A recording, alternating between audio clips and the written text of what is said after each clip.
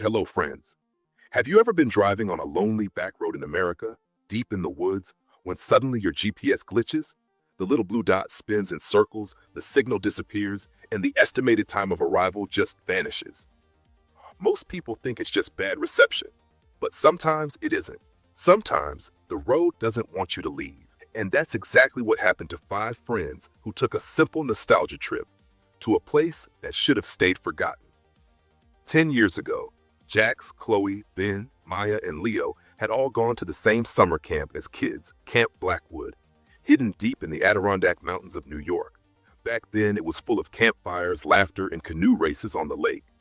But the camp shut down years ago, after something strange happened that no one ever fully explained.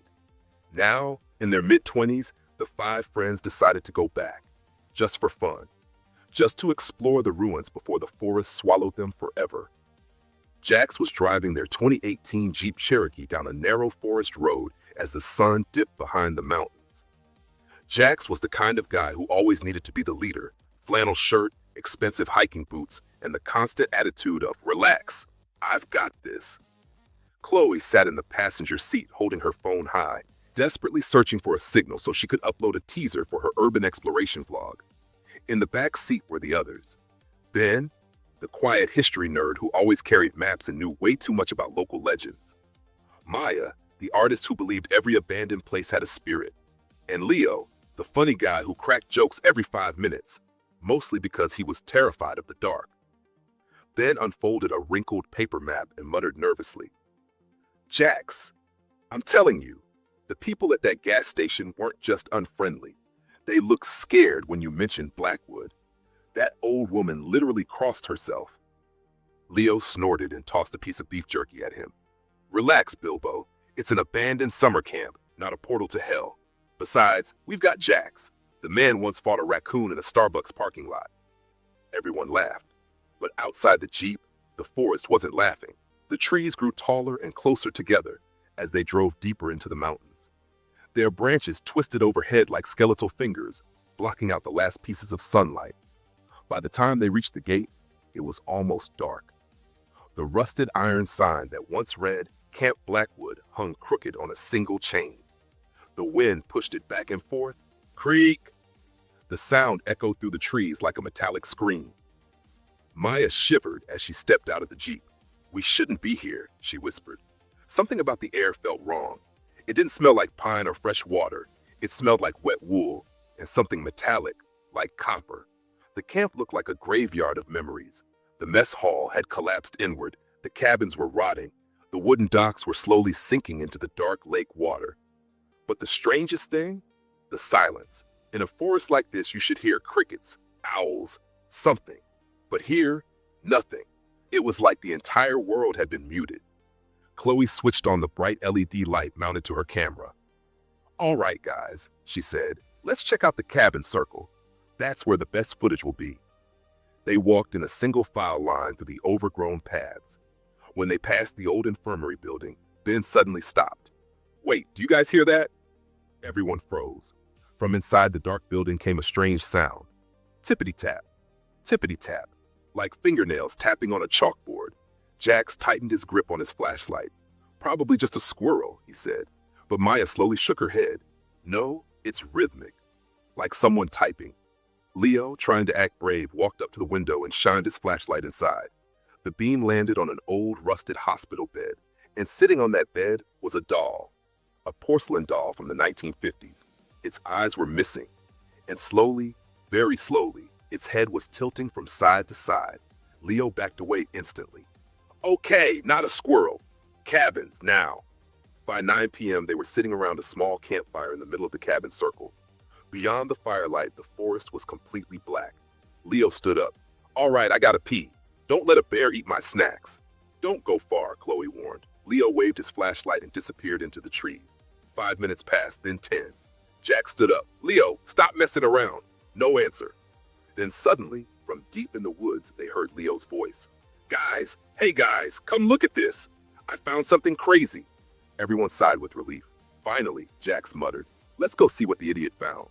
They followed the voice through the trees. "Over here," Leo called. "Just past the tool shed. Hurry up." They reached the broken tool shed. "Leo, Maya called. Again, the voice shouted, "Over here, just past the tool shed, hurry up." Ben suddenly froze. Wait! That was the exact same sentence, same tone, same pause. Jax walked around the corner of the shed. "Leo, if this is a recording trick, I swear." Then Jax stopped. His flashlight pointed at the tree. Leo was there, but he wasn't standing. His body was pinned 6 feet off the ground against a massive oak tree. Thick black vines wrapped around his throat and chest. His eyes were wide with terror, and his mouth was sewn shut with dark thread. Then Leo's chest vibrated, and his voice came out again. "Guys, hey guys, come look at this. I found something crazy." But his mouth never moved. Something else was using him, like a speaker. Jax screamed, "Run!" They ran blindly through the woods. Branches tore at their clothes, but when they reached where the road should have been, the road was gone. Only walls of thorns and twisted trees stood there. Ben gasped. "The forest, it's moving. I read about this in the local archives. The tribes called it the Fold, a place where the earth rearranges itself so you can't leave." Then suddenly, they heard Jax's voice. "Guys, I found the car, this way." Everyone turned. Jax was standing right beside them. "I didn't say that," he whispered. From the darkness, the voice came again. "Guys, I found the car, this way." Then another voice cried from the right. It was Maya's voice. "My leg is broken. Please help me." Maya looked down at her legs. "I'm fine." "That's not me." Soon the forest filled with voices, their voices, laughing, crying, screaming, perfect copies. Ben shouted, "Don't listen to them. If you follow the voice, you're dead."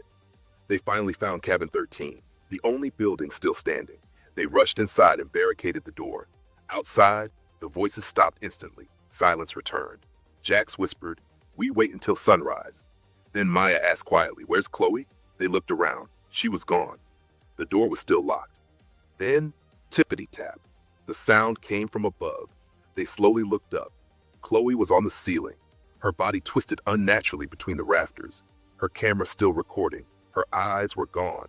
Black stones filled the empty sockets. She opened her mouth, but instead of speaking, her camera played an old recording. "Run, run, run!" Then the ceiling began to bleed.